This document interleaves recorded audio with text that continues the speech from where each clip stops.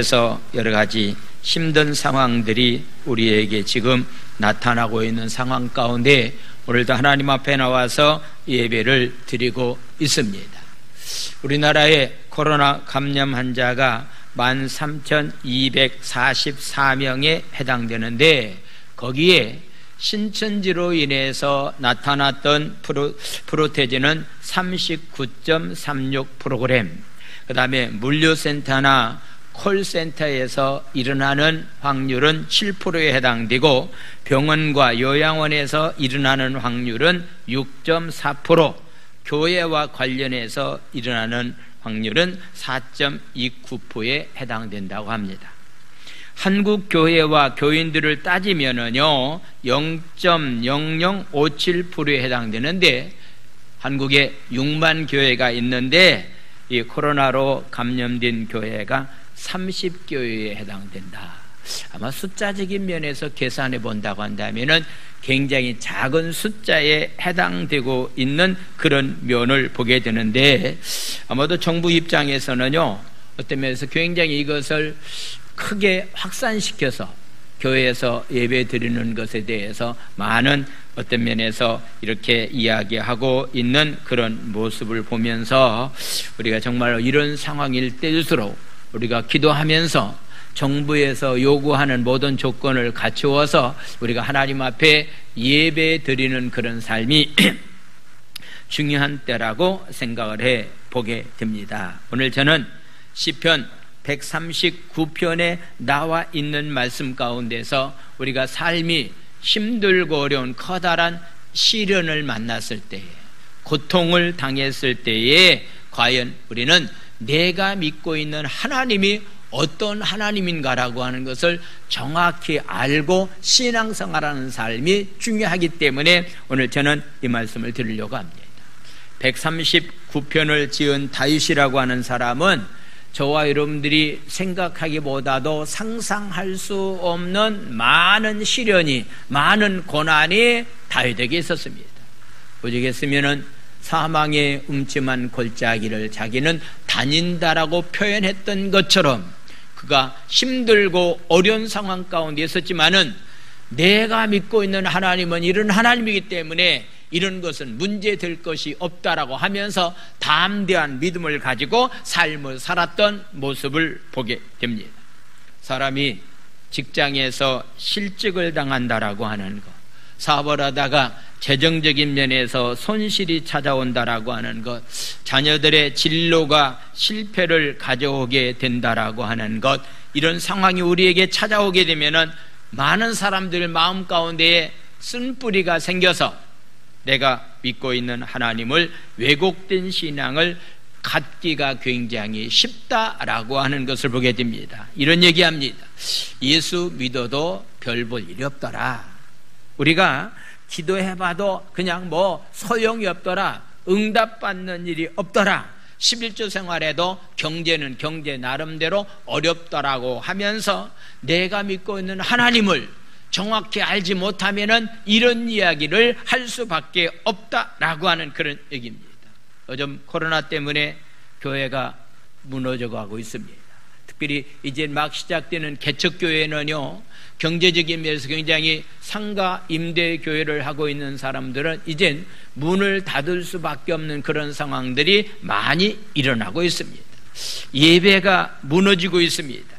경기가 무너진 삶 가운데서 요즘처럼 내 집 마련하기가 얼마나 힘들까라고 하는 이런 힘들고 어려운 상황 가운데서 우리가 삶을 살아가고 있습니다. 그런데 이런 어려운 일만 생각해 본다면은 어떤 면에서 이런 일 때문에 주의 사람을 원망하기도 하고 좌절과 낭망에 빠지는 그런 경우들이 우리 가운데 많이 있습니다. 오늘 또 일부 예배를 보고서 돌아가는 어느 집사님이 이렇게 건축하시는 분인데 저에게 그런 얘기를 하더라고요. 목사님, 일거리도 없을 뿐만 아니라 일을 해도 돈을 제대로 받지 못하기 때문에 이젠 날씨도 덥고 해서 그냥 쉬겠습니다 라고 얘기하시더라고요. 지금요 건축하시는 분들이나 삶을 살아가는 사람들이 굉장히 힘들고 어려운 가운데 있다라고 하는 것은 분명합니다. 이럴 때 우리가 과연 내가 믿고 있는 하나님이 어떤 하나님이라고 하는 것을 확실히 알고 믿음을 가지고 삶을 살아가면은 어떤 위기도 극복해 나갈 수 있다라고 하는 그런 사실을 오늘 저는 여러분들에게 말씀을 드리겠습니다. 그러면 첫 번째, 내가 믿고 있는 하나님은 어떤 하나님인가? 각자 여러분들이 내가 믿고 있는 하나님이 어떤 하나님이라고 묻는다고 한다면은 거기에 대해서 여러분들은 대답할 겁니다. 오늘 성경은 우리에게 말하고 있습니다. 모든 것을 아시는 분이 바로 하나님이다 라고서 이렇게 말합니다. 모든 것을 다 알고 계신다라고 하는 그런 말씀. 여기에서 하나님이 모든 것을 알고 계시다고 한다면은 내 삶을 다 알고 계시기 때문에 하나님을 의지하면서 믿음을 가지고 염려와 근심이 없는 가운데서 담대하게 내가 삶을 살아가야 되겠다라고 하는 그런 생각을 또 가지게 됩니다. 한편으로는요, 하나님은 모든 것을 알고 계시기 때문에 숨겨야 놓아야 될 만한 일이 없다. 혹시 내가 하나님과 관계 가운데서 혹시라도 이렇게 잘못된 점이 있다고 한다면은 이거 숨겨놓지 말고 하나님은 다 알고 계신데 솔직하게 하나님 앞에 고백하는 자로서의 삶을 살아가는 삶이 바로 우리의 삶이 되어야 됩니다. 다윗은 하나님이 자신을 깊이 살피시는 분이라고 하는 사실을 다 알고 있었기 때문에 어떤 상황 가운데서도 하나님, 나의 삶을, 나의 행동을, 내가 말하는 것, 내 마음 가운데 생각하고 있는 것까지도 하나님은 다 아시는 분이다 라고 하는 것을 고백하면서 담대하게 삶을 살아가고 있습니다. 혹시 여러분들을 제일 잘 알고 있는 사람이 누굽니까? 혹시 여러분들을 제일 잘 알고 있는 사람은요, 자식이라고 한다면은 부모는요, 자식의 삶을 너무나도 잘 알고 있죠. 부부의 관계라고 한다면은 누구보다도요, 부부 사이의 관계는 누구보다도 부부가 잘 알 수 있다라고 생각을 해보게 됩니다.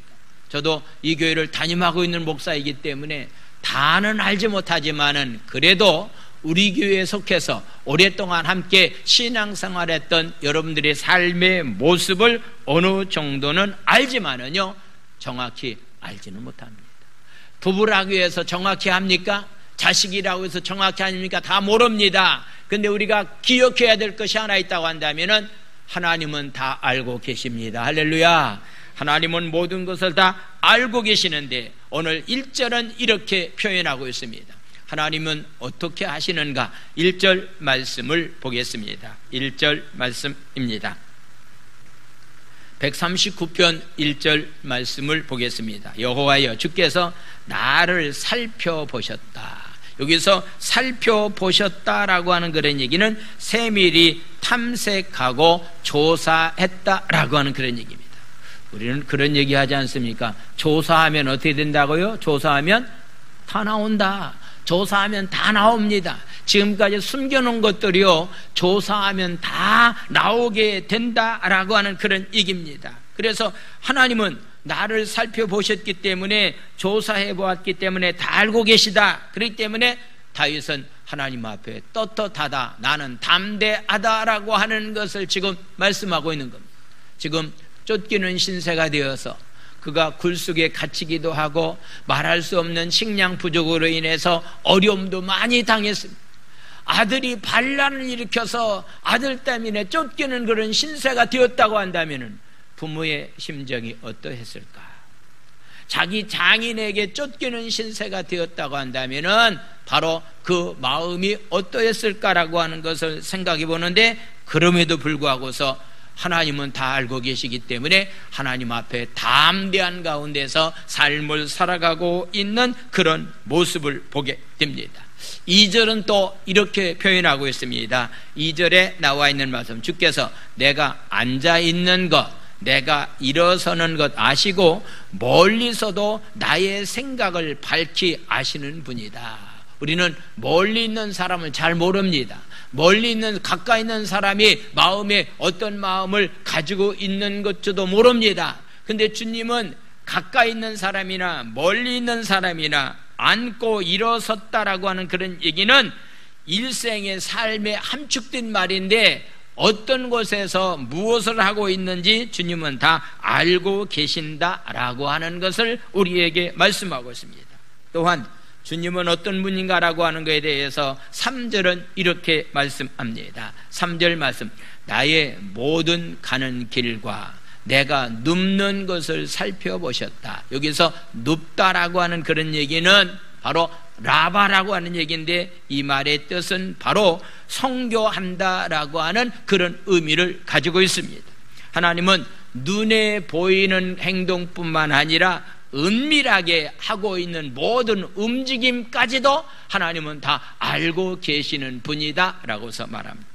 다윗은 하나님의 전지전능하심의 능력이 너무나도 놀라워서 사람의 머리로는 이해할 수가 없다라고 하는 그런 말씀을 하고 있습니다. 6절에 나와 있는 5절 6절에 나와 있는 말씀부터 5절부터 말씀을 보겠습니다. 5절 말씀, 주께서 나의 앞뒤를 둘러싸시고 내게 안수하셨습니다. 6절 말씀, 이 지식이 내게 너무 귀하니 높아서 내가 능히 미치지 못합니다라고 하는 것.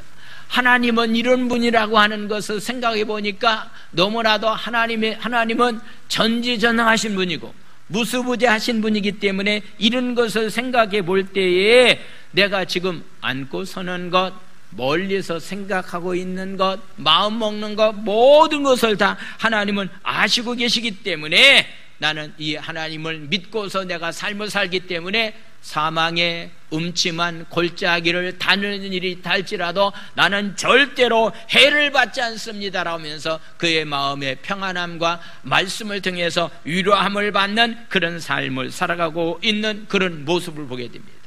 오늘 이 아침에 우리는 하나님이 다 알고 계십니다. 여러분들이 지금 어떤 마음을 가지고서 지금까지 삶을 살았고 앞으로 어떤 계획을 가지고 삶을 살 것을 하나님은 다 알고 계시기 때문에 숨겨야 될 만한 이유가 없고, 나 혼자만 이런 고통을 당하는 것이 아니라 내가 당하고 있는 고통을 주님은 아시기 때문에 담대하게 믿음을 가지고 사는 삶이 바로 우리의 삶이 되어야 됩니다. 그래서 우리는 하나님 앞에서 무수한 죄를 다 알고 계시기 때문에 우리 모든 죄를 아리면서 회개하면서 삶을 살아가야 될 만한 이유가 여기에 있다라고 하는 것. 그래서 하나님은 아시기 때문에 담대하게 우리가 살아갈 수 있고, 하나님은 아시기 때문에 숨겨야 될 만한 것이 없다, 꼽을 칠 만한 것이 없다, 솔직하게 주님 앞에 자백하면서 고백하면서 사는 삶이 바로 우리의 삶이 되어야 된다라고 하는 사실을 알고 있습니다. 그러면서 하나님은 알고만 계시는 것이 아니라 어디에 있든지 하나님은 나를 보호해 주신다, 어디에 있든지 하나님은 나를 인도해 주십니다. 할렐루야. 7절에서부터 말씀을 보겠습니다. 7절 말씀부터 다윗은 자기가 어디를 가든지 하나님으로부터 피할 곳이 없다라고 하는 것, 그 현장에 하나님이 와 계시다라고 하는 것. 내가 주의 영을 떠나 어디로 가며 주의 앞에서 내가 어디로 피할 수가 있겠습니까? 주님의 낯을 우리는 피할 수가 없다라고 하는 사실을 고백합니다. 그래서 8절은 이렇게 말합니다. 내가 하늘에 올라간다 할지라도, 하늘은 가장 높은 곳을 말하고 있습니다. 하늘에 올라가도 하나님은 거기 계시다. 내가 스울에 내려 자리를 펼지라도, 스울은 지옥을 말하고 있는데 가장 낮은 자리입니다. 가장 낮은 자리에 내가 가 있다 할지라도 하나님은 거기에 계시다. 9절에 나와 있는 말씀, 내가 새벽 날개를 치며 바다 끝에 가서 거주할지라도, 새벽 날개라고 하는 그런 말씀은 해가 뜨는 동쪽을 말하고 있습니다. 내가 해가 뜨는 동쪽에 있다 할지라도, 바다 끝이라고 하는 것은 해가 지고 있는 서쪽을 말하고 있습니다. 해가 뜨는 동쪽에도 하나님은 계시고, 해가 지는 서쪽에도 하나님은 계시고, 가장 높은 곳에 하늘에도 하나님 계시고, 가장 낮은 곳에도 하나님은 다 계신다라고 하는 것을 말씀합니다. 하나님은 가장 높은 곳에서부터 가장 낮은 자리까지 다 계시고, 동쪽에서부터 서쪽까지 다 계신다라고 하는 그런 말씀인데, 우리가 잘 아는 대로 하나님을 가리켜 말했을 때, 제가 어렸을 때 하나님 어떤 분입니까? 하나님은 전지전능하신 분입니다. 하나님은 어떤 분입니까? 안 계신 곳이 없이 어디에도 다 계신 분입니다. 무소부재하신 하나님이다 라고서 말씀하고 있습니다. 그런데 이런 하나님이요, 우리를 어떻게 하시느냐고 오늘 성경은 10절에서 이렇게 말씀하고 있습니다. 이런 전지전능하신 하나님이 어떻게 하시는가? 거기서도 주의 손이 나를 인도하시며 주의 오른손이 나를 붙드시리다. 할렐루야. 어디에 있든지 간에 어떤 상황에 처했든지 간에 전지전능하신 하나님께서 능력의 손을 펴서 나를 붙잡아 주시겠다고 말씀하고 있습니다. 흑암 속에서도 하나님은 자기를 훤히 보시며 인도하시는 분이다 라고서 이렇게 또 고백하고 있습니다. 어둠 가운데 있기 때문에 하나님이 안 보실 것이다, 그 가운데 하나님이 없을 것이다 라고 하는 생각은 잘못된 생각입니다. 11절과 12절에 나와 있는 말씀, 내가 혹시 말하기를 흑암이 반드시 나를 덮고 나를 두른 빛은 밤이 되리라 할지라도, 내가 어두컴컴한 가운데 있다 할지라도, 아들의 반란을 통해서 사울왕 때문에 이렇게 굴속에 들어가서 캄캄한 가운데 있다 할지라도 그 가운데서도 하나님은 계신다라고 하는 것. 12절 말씀을 보겠습니다. 주에게는 흑암이 숨기지 못한다, 밤이 낮과 같이 비치리니 주님에게는 흑암과 빛이 같다라고 하는 그런 얘기입니다. 우리는 어두운 곳에 가서는 물체를 제대로 판단하고 보기는 굉장히 어렵습니다. 인간들이 가지고 있는 한계입니다. 그런데 하나님은 어둠에 있다 할지라도, 환한 곳에 있다 할지라도 그것과 전혀 상관없이 모든 것을 다 살피시고 우리의 삶을 인도해 주시는 좋으신 하나님입니다. 할렐루야. 사랑하는 성도 여러분, 아무리 힘들고 외로운 시련 속에 처했다 할지라도 하나님만은 여러분과 동행하시면서 우리 곁에 계셔서 우리의 삶을 도와주시는 분입니다. 우리를 보호하고 인도하신 분이 전지전능하신 창조주 하나님이라는 사실을 굳게 믿고 어떤 상황 가운데서도 요동치 아니하고 흔들리지 않는 가운데서 삶을 살아가게 되기를 다시 한번 예수의 이름으로 축원을 드립니다. 할렐루야. 하나님은 바로 지금 여러분과 함께 하셔서 인생에 일어나고 있는 일을 다 알고 있습니다. 저도 목회하면서 특별히 요즘에 일어나고 있는 지방의 사건 때문에요, 제가 마음이 굉장히 힘듭니다. 아니, 사람들이 어떻게 그럴 수가 있겠는가라고 하는 생각 가운데 하다 보면은요, 잘못하게 되면은 원망과 불평이 나오고 있는데, 그럴 때마다 하나님은 다 알고 계신다, 하나님은 다 알고 계신다, 하나님은 다 보고 계시기 때문에 문제될 것이 없다라고 하는 그런 마음을 가지고 위로받으면서 힘들고 어려운 것을 지금 이겨나가고 있는데, 역경 속에서도 하나님과 더욱 친밀히 동행하는 자로서의 삶을 살아갈 수 있는 귀한 삶들이 다 되기를 예수님의 이름으로 축원을 드립니다. 할렐루야. 384장 나의 갈 길 다가도록 예수 인도하시니, 우리 찬양 1절만 한번 찬양하도록 하겠습니다.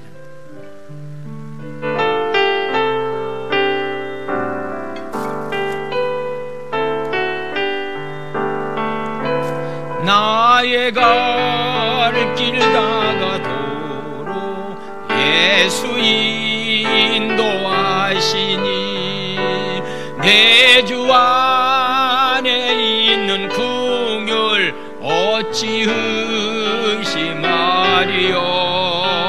믿음으로 사는 자는 하늘 위로 받겠네. 무슨 일을 만나든지 만사형통하리라. 무슨 일을 만나든지 만사형통하리라. 할렐루야.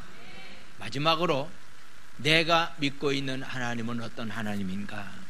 내 삶을 다 아시고 특별히 우리의 삶을 인도해 주시는 분인데, 놀라운 계획을 가지고 우리의 삶을 인도해 주시는 분이 내가 믿고 있는 하나님입니다. 인생을 다 아시고 인생의 삶을 인도하시는데, 특별히 내가 어머니의 뱃속에서 태어나기 전부터 하나님은 아셨다는 게 아닙니까?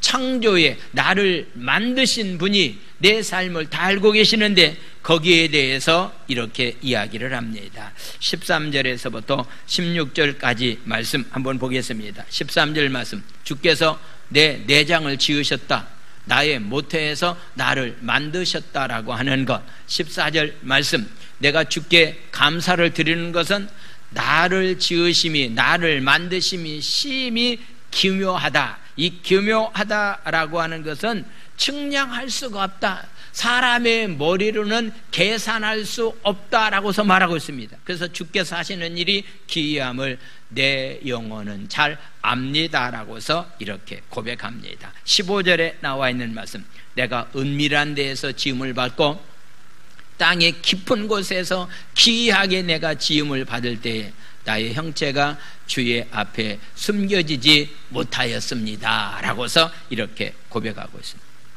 다윗은 하나님이 창조로부터 한 생명을 태어나게 하신 일에 관심이 많으시고 놀라운 지혜와 능력을 발휘하셔서, 옛날 성경에 보면은요, 기묘라고 하는 말보다는 신묘, 망측하다, 상상할 수가 없다, 이런 놀라운 계획 가운데서 하나님은 우리를 창조하셨다라고서 말하고 있습니다.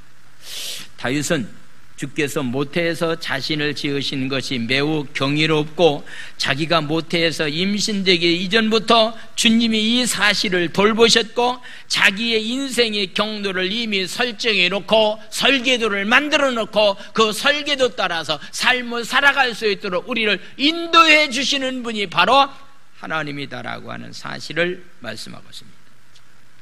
어린 생명을 보게 되면은요, 저도 첫 딸이 태어났을 때의 얼굴을 보고서 깜짝 놀랐습니다. 뭐 다들 남편들이라고 한다면은요, 첫 아이가 태어났을 때 얼굴 모습 보고 깜짝 놀라죠. 너무 신비롭죠. 어떻게 이렇게 귀한 생명이 태어났을까?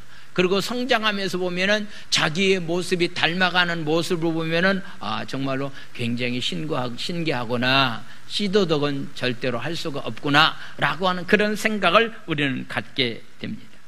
하나님이 우리 인생을 출생 이전부터 지금까지 영원까지 사랑으로 돌보신다라고 하는 것을 생각해 볼 때에 하나님 앞에 우리는 감사밖에 들을 것이 없습니다. 누구보다도 바울 사도는 이런 사실을 깨달았습니다. 내가 어떤 존재라고 하는 사실, 내가 믿고 있는 하나님이 어떤 존재라고 하는 사실을 에베소서 1장 3절에서부터 7절까지 말씀을 하고 있는데, 이 말씀을 한번 찾아보겠습니다. 바울이 가지고 있는 신앙 고백, 적어도 우리는 이런 신앙 고백 가운데서 우리가 삶을 살아가야 될 텐데, 우리는 어떤 존재인가? 에베소서 1장 3절에서부터 7절까지 말씀을 보겠습니다. 찬송합니다.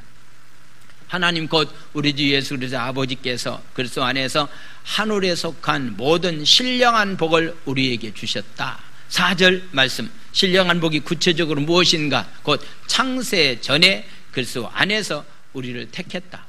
우리로 사랑 안에서 그 앞에 거룩하고 흠이 없게 하셨다. 내가 이 땅에 태어나기 전부터 나는 하나님께로부터 택한 사람이다. 할렐루야.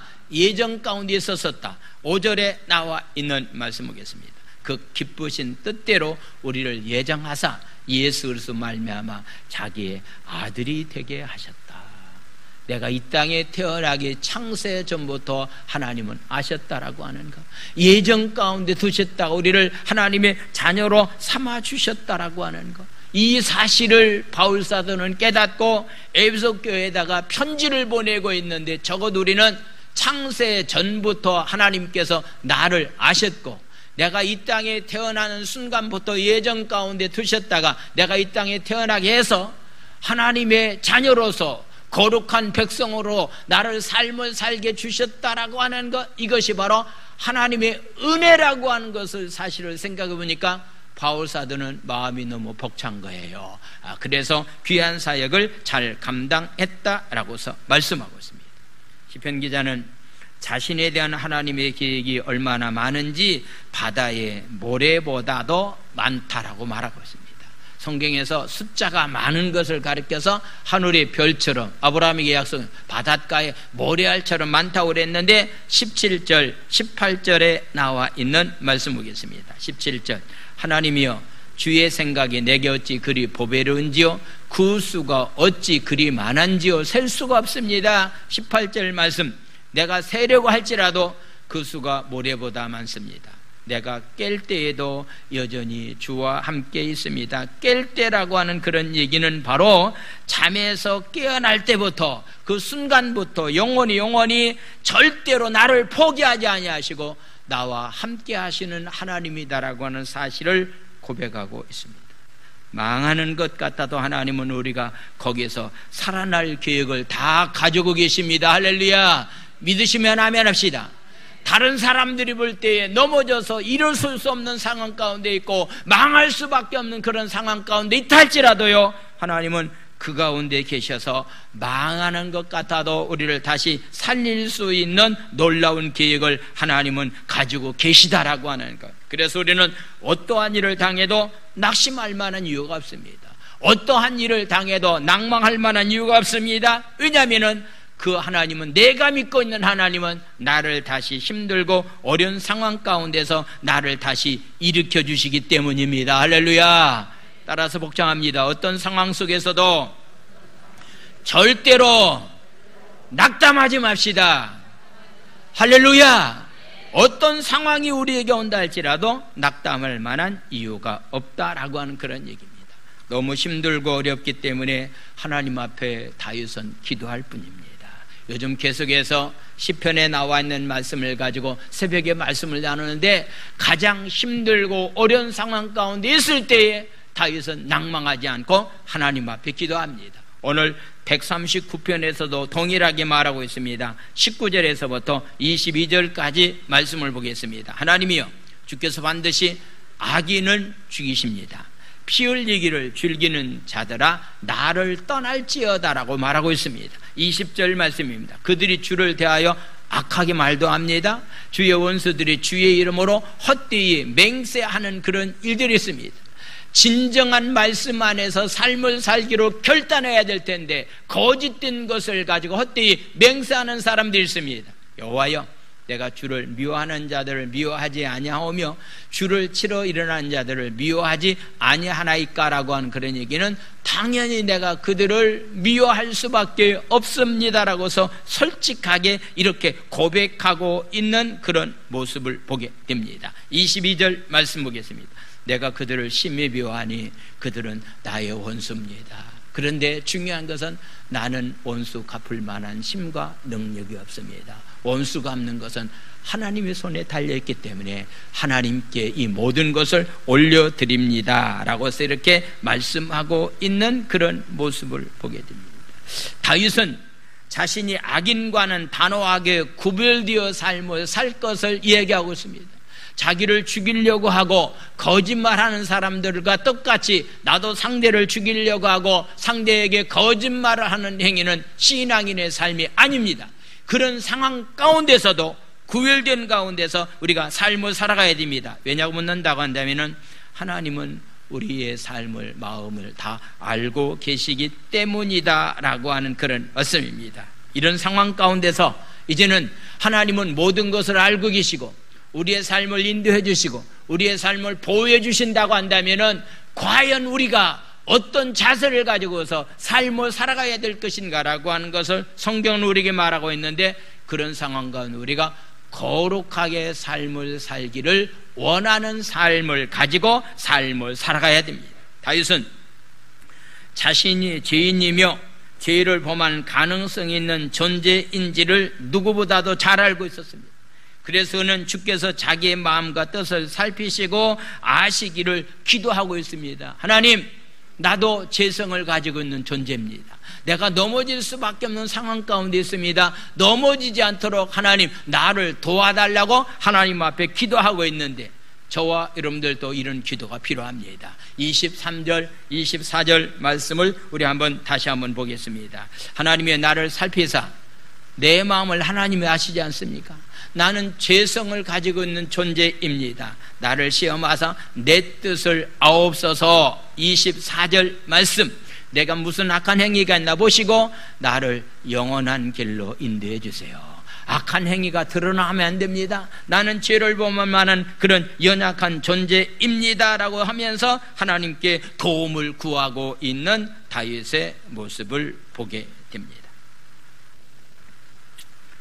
서울시장 박원순 시장이 이렇게 원인은 정확하게 말하고 있지 않지만은 아마도 이렇게 자살 소동이 일어나는 그런 일들이 있어서 많은 사람들에게 커다란 충격을 주고 있습니다. 확실치는 않지만은 비서와 이 미투 사건이라고 우리가 보통 말하고 있는 이런 일로 인해서 스스로 목숨을 끊은 것이 아니냐라고서 이야기를 하고 있습니다. 인간 누구에게나 이런 죄성을 가지고 있습니다. 서울시장을 3번 했다고 한다면 진짜 존경받아야 될 만한 사람이라고 생각을 해보게 됩니다. 그가 변호사 시절에 특별히 이렇게 성적인 문제로 인해서 고통당하고 있는 사람들, 여성들에 대해서 인권을 굉장히 강조했던 사람인데 자기가 그런 재판을 했던 사람이 그 올무에 걸려들었다라고 하는 것은 인간은 누구나 박원순 시장뿐만 아니라 저와 여러분들이 다 약한 죄성을 가지고 있는 존재라고 하는 것을 보게 됩니다. 부산에 있는 오거돈 시장이 이 일로 인해서 사표를 냈습니다. 충남도지사인 안희정 도지사도 이것 때문에 대권 주자였던 사람들이 다 물러가고 있는 그런 모습을 보게 됩니다. 다른 사람이 이것 때문에 문제가 됐다고 한다면 전신 바짝 차리고서 그렇게 넘어서지 말아야 될 텐데 인간은 환경과 조건만 맞으면 어떻게 된다고 그러죠? 환경과 조건만 맞으면 다 넘어질 수밖에 없는 연약한 존재라고 하는 사실을 우리에게 말씀을 하고 있습니다.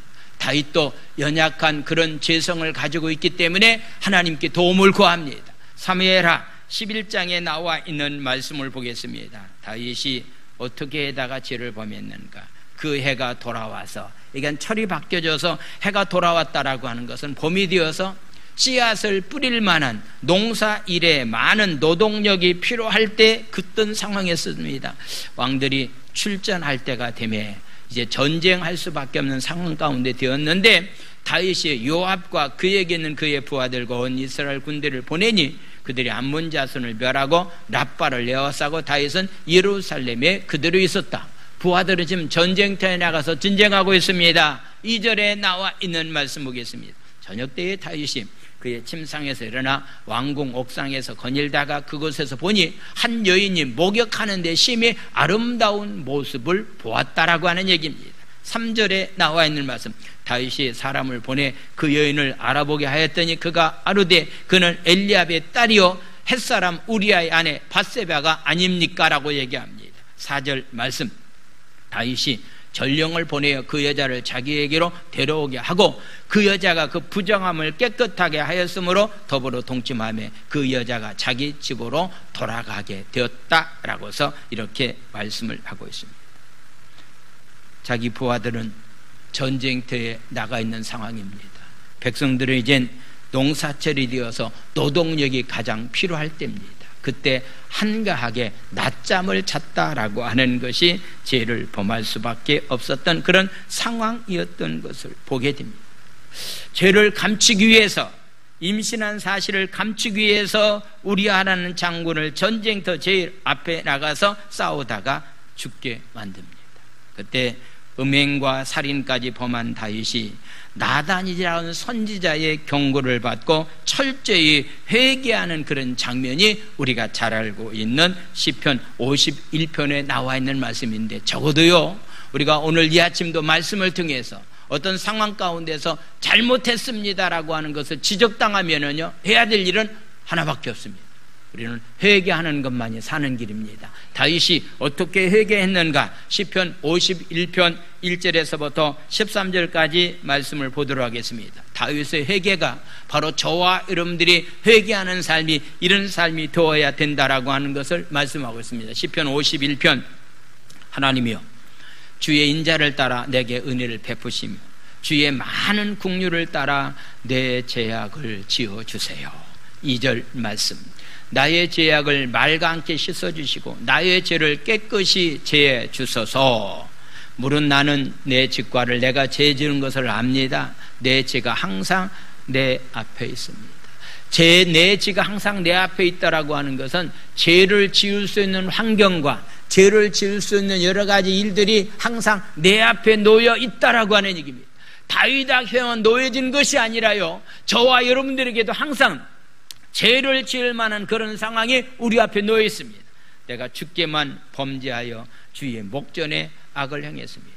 다윗이 죄를 범한 것은 우리아와 우리아의 아내 밧세바, 이 두 사람에게 죄를 범했는데, 그가 죄를 범한 것을 주님께 내가 죄를 범했습니다. 사람에게도 죄를 범했지만 주님께 내가 죄를 범했습니다. 주께서 말씀하실 때 의로다 하시고 주께서 심판하실 때 순전하리다 하리이다. 내가 지금은 이런 엄청난 죄를 범했는데 주님이 용서해 주셔서 내가 주님 앞에 서는 날 내가 의롭다고 인정받는 자로서의 삶을 살게 해달라고 하나님 앞에 기도합니다. 5절 말씀입니다. 내가 제약 중에 출생했습니다. 어머니가 제중에서 나를 잉태하였습니다. 6절 말씀 보소. 주께서는 중심이 진실함을 원하오니 내게 지혜를 은밀히 가르쳐 주시옵소서. 주님은 중심을 보시는 분이 아닙니까라고 하는 그런 얘기입니다. 7절 말씀. 우슬초로 나를 정결케 하시고 내가 정하리이다. 나의 죄를 씻어 주소서. 내가 눈보다 희리이다. 8절 말씀. 내가 즐겁고 기쁜 소리를 들려주시사 주께서 꺾으신 뼈들로 즐거하게 하소서. 9절 말씀. 주의 얼굴을 내 죄에서 돌이키시고 내 모든 죄악을 지어 주소서. 10절 하나님이여 내 속에 정한 마음을 창조하시고 내 안에 정직한 영을 새롭게 하소서. 이 거짓된 가운데서 내가 죄를 범한 가운데 삶을 살았는데 하나님 나에게 좀 정직한 영을 부어달라고 하나님 앞에 기도하고 있습니다. 우리는 죄악 가운데 태어나서 죄를 지으면서 삶을 살아갈 수밖에 없는 연약한 존재이기 때문에 정직한 영인 성령이 내 마음 가운데 항상 찾아와야 됩니다. 할렐루야. 11절은 이렇게 말합니다. 11절. 나를 주 앞에서 쫓아내시 마시고 주의 성령을 내게서 거두지 마소서. 죄를 범하면은 성령은 나를 떠날 수밖에 없습니다. 악한 마음을 품고서 삶을 살면은 성령은 나와 함께 하시기 없기 때문에 주의 성령을 내게서 거두지 말라고 하나님 앞에 간절히 간구합니다. 12절 13절은 우리 다 같이 읽겠습니다. 주의 구원의 즐거움을 내게 회복시키시고 자원하는 심령을 주사 나를 붙드소서. 그리하면은 내가 범죄자에게 주의 도를 가르치리니 죄인들이 주께 돌아오리다. 하나님, 내가 진짜 잘못해서 죄를 범했는데 내 죄를 하나님 용서해 주시고 죄를 범하면은 자원하는 마음이 없습니다. 기쁜 마음도 사라집니다. 그래서 자원하는 마음과 기쁜 마음을 나에게 회복시켜 주셔서 내가 죄 용서함의 확신을 가지고 다른 사람들이 죄를 범하지 않도록 내가 가르치는 일을 하도록 하겠습니다 라고서 고백하고 있는 말씀입니다. 다윗이 약한 것처럼 저와 여러분들도 죄성을 가지고 있으면서 우리가 삶을 살아갈 수밖에 없는 연약한 존재입니다. 그래서 우리에게 필요한 것은요, 항상 말씀과 기도를 통해서 성령이 충만한 가운데서 삶을 살아가야 될 만한 이유가 바로 여기 있습니다. 왜냐하면 다 연약해서 죄를 범할 만한 요소를 우리는 다 갖고 계시기 때문입니다. 성경에 예수님의 모습을 가장 많이 닮았던 요셉이라고 하는 사람은 과연 어떻게 삶을 살았는가? 창세기 39장 6절에서부터 12절까지 말씀을 보겠습니다. 39장 6절. 주인이 보디발의 아내가 그의 소유를 다 요셉의 손에 위탁하고 자기가 먹는 음식 외에는 간섭하지 않았다. 모든 가정에서 일어나고 있는 모든 것을 요셉이 다 책임졌습니다. 그런데 요셉은 용모가 빼어났습니다. 굉장히 아름다웠습니다. 나이가 20세 간 넘은 그런 나이였기 때문에 아주 잘생긴 모습을 가지고 있었고요, 어떤 면에서 정열이 굉장히 강할 때 그런 때의 삶이었던 것을 보게 됩니다. 7절에 나온 그 후에 그의 주인이 아내가 요셉에게 눈짓하다가 동침하기를 청하는 그런 모습을 보게 됩니다. 동침할 수밖에 없는 그런 환경 조건이 닿아졌습니다. 요셉이 달라들였다고 한다면 문제가 되지만은 여자가 요청을 하고 있기 때문에 문제될 것이 없습니다. 집안에 아무도 없습니다. 7절 8절에 나와 있는 말씀, 요셉이 거절합니다. 자기 주인의 아내에게 이르되 내 주인이 집안의 모든 소유를 간섭하지 아니하고 다 내 손에 다 맡겼지만은 9절 말씀, 이 집에는 나보다 큰 이가 없습니다. 주인이 아무것도 내게 금하지 아니하였습니다. 금한 것이 하나 있다고 한다면은 당신뿐입니다. 당신은 그의 아내입니다. 그런즉 내가 어찌 이 큰 악을 향하여 하나님께 내가 죄를 지을 수가 있겠습니까? 당신이 요구하는 대로 성적인 관계를 갖는다고 한다면 서로 굉장히 기분이 좋고 좋게 살아갈 수가 있을 거라고 생각이 되어지는데, 그렇지만은 그것보다 더 중요한 것은 이 큰 악을 나는 하나님 앞에 죄를 범할 수가 없습니다 라고서 이렇게 고백을 합니다. 10절의 말씀을 보겠습니다. 여인이 날마다 요셉에게 청하였으나 요셉이 듣지 아니하여 동참하지 아니할 뿐더러 함께 있지도 아니하더라. 11절 말씀, 그럴 때 요셉이 그의 일을 하러 그 집에 들어갔더니 그 집 사람들은 하나도 거기에 없었더라. 12절 말씀, 그 여인이 그의 옷을 잡고 이르되 나와 동침하자. 그러나 요셉이 자기 옷을 그 여인의 손에 버려두고 옷을 그냥 찢기는 상태에서 버려두고 밖으로 나가서 그 유혹을 이겼다라고 하는 얘기입니다. 유혹을 이긴 결과는 어떠했습니까? 감옥에 가는 신세가 되었습니다. 감옥에 가는 신세. 아니, 유혹을 이겼다고 한다면은 잘한 짓인데 왜 감옥에 가게 되었을까라고 하는 것을 생각해 보면은 요셉이 감옥에 가야 돼야만이 거기에서 술 맡은 관원과 떡 맡은 관원장을 만나서 예언하는 능력이 있다라고 하는 사실을 깨닫게 되고 결국은 나중에 애굽 나라의 총리가 되는 길로 가는 하나의 과정이었다라고 하는 그런. 적어도 감옥 갈 각오를 가지고 어떤 죄의 유혹이 우리에게 온다 할지라도요, 그 유혹에 넘어지지 않는 자로서의 삶을 살아가는 그런 삶이 우리의 삶이 되어야 됩니다. 요즘 남녀가 서로 합의하면은 간통죄가 성립이 됩니까? 안 됩니까? 합의만 하면은 간통죄가 절대로 성립이 되지 않습니다. 앞으로 이런 일들이요 많이 일어날 것이다라고 생각해보면서 염려될 만한 그런 일들이 참 많이 있습니다. 요즘 우리 손자 소망의 버전으로 말한다고 한다면 말입니까? 보말입니까? 말입니까? 보말입니까? 우리 소망이가 그러니 할아버지 그게 말입니까? 보말입니까? 엉뚱한 얘기를 한다라고 하는 그런 얘기가 아닙니까? 합의만 보면은 해도 된다라고 하는 거, 이것은요 하나님 말씀도 아니고 윤리적인 면에서 다 걸려드는 문제에도 불구하고서 이렇게 지금 모든 일들이 이루어가고 있는 그런 모습을 볼 때 참 이것은 아니다라고 안타까운 마음을 갖고 있습니다. 우리는 항상 주 앞에서 자신을 살펴서 거룩한 삶을 살아가야 됩니다.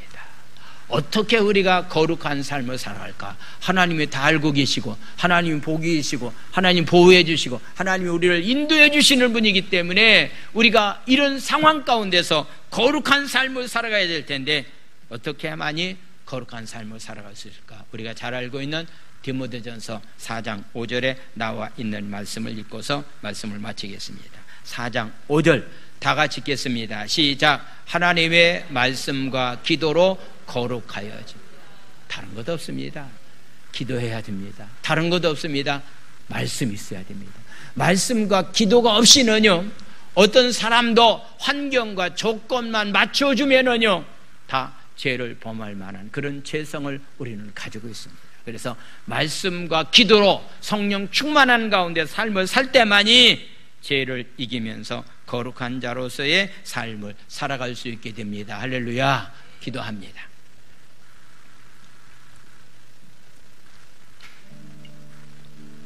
우리 시간에 말씀을 생각하시면서 함께 기도하기를 원합니다. 모든 것을 알고 계시고 무한한 계획을 가지고 계시는 하나님과 동행하고 말씀대로 사는 삶이 되기를 원합니다. 어떤 상황 가운데서도 하나님이 다 알고 계시기 때문에 담대한 가운데 하나님 저희들이 믿음을 가지고 삶을 살아갈 수 있도록 내가 잘못했을 때 하나님을 알고 계시기 때문에 숨기려고 하지 않고 철저히 회개하면서 삶을 살아가는 그런 귀한 삶이 되게 해달라고 우리 주여 삼창한 다음에 우리 통성으로 부르짖어 기도합니다. 주여 주여 주여. 할렐루야 할렐루야. 하나님 아버지 감사합니다. 찬양합니다. 하나님 오늘 하나님 아버지 귀한 말씀 가지고 기도합니다. 하나님은 우리의 삶을 다 알고 계십니다. 다 보고 계십니다. 하나님 앞에 우리는 숨길 것이 없습니다. 하나님 앞에 하나님 담대한 믿음을 가지고 하는 사람들은 알아주지 못하고 사람들은 나를 무시한다 할지라도 하나님만은 나를 알아주시는 분이라고 하는 사실을 믿고 이런 믿음을 가지고 하나님 삶을 살아갈 수 있도록 은혜를 하나님 허락하여 주시옵소서. 무한한 계획을 가지고 하나님은 내 삶을 인도해 주시는 분이기 때문에 지금 당장 힘들고 어려운 일이 있다 할지라도 하나님 믿음을 가지고 하나님 극복해 나가는 자로서 하나님 삶을 살아가는 자들이 다 될 수 있도록 주의 은혜가 충만히 하나님 우리 가운데 하나님 임하여 주실 줄로 믿습니다. 할렐루야. 하나님 아버지를 찬양합니다. 감사를 드립니다. 하나님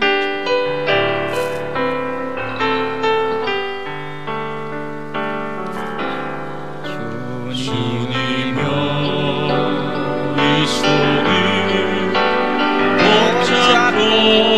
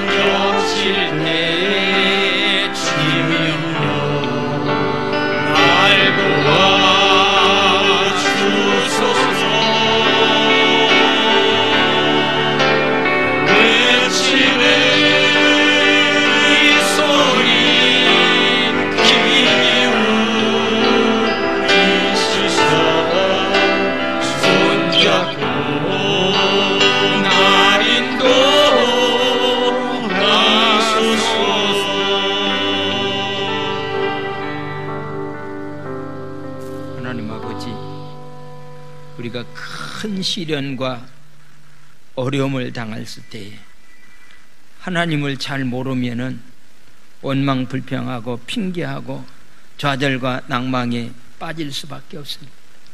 다윗은 아무런 잘못이 없음에도 불구하고서 사울왕에게 쫓기는 그런 삶을 살았습니다.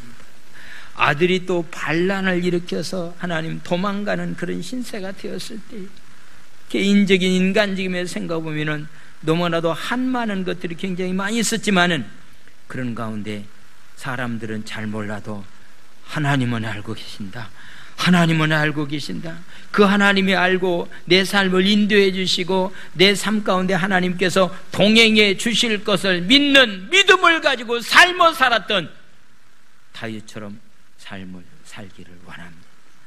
다윗처럼 삶을 살기를 원합니다.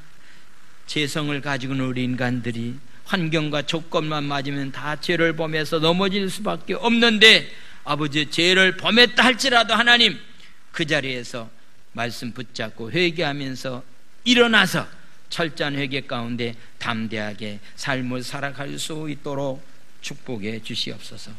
오늘 또 하나님이 우리 주신 은혜가 너무너무 감사해서 주님 앞에 하나님 귀한 예물들을 드립니다. 특별히 소원을 담아서 예물 드리오니 믿음대로 될지어다. 소원대로 될지어다. 소원대로 될지어다. 하나님 육체 연약함 가운데 오늘 또 하나님 힘들어하는 자들이 하나님 주님 전에 찾아 나왔습니다. 코로나로 인해서 하나님 사업이 하나님 힘들고 어려운 가운데 좌절과 낭망에 빠져 있는 사람들이 주님 앞에 찾아 나왔습니다. 한 사람 한 사람 마음 가운데 있는 고통을 주님은 보시고 그가 가지고 있는 고통의 문제를 주여 해결하여 주시옵소서.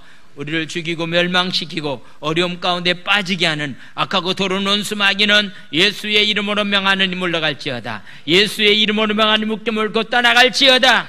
치료하여 주시고 건강 주시고 특별히 마음 가운데 참된 평안과 기쁨을 가지고 살아갈 수 있도록 축복해 주시옵소서.